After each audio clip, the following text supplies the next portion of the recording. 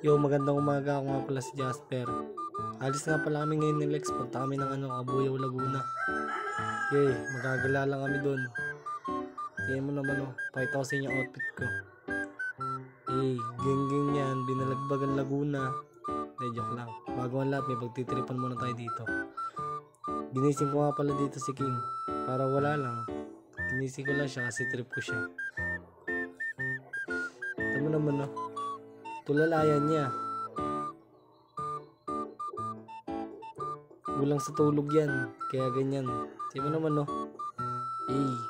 napaka-pogi. Tropa ko yan.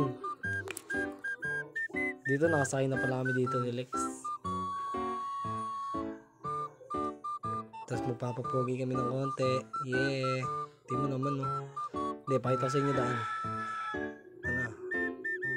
Tingnan mo naman, napaka-astig. Dito naman yung aso namin. Ang sarap pang gigilan. Tingnan mo naman nanggigigil na ako dyan. Pero dito nadaan namin yung bahay ni Marcos. Pag may time kayo, punta kayo dito. Cabuyao, Laguna. Tamo, napakaganda naman talaga dito. Napakasulit na punta nyo dito. Hindi kayo mabibitin. Napakaganda talaga niya. Pasok pa ako sa loob.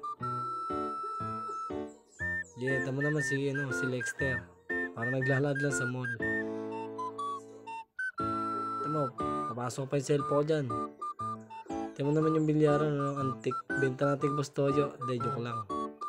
Ito yung buong bahay niya. Napaka-astig, di ba? Ganda.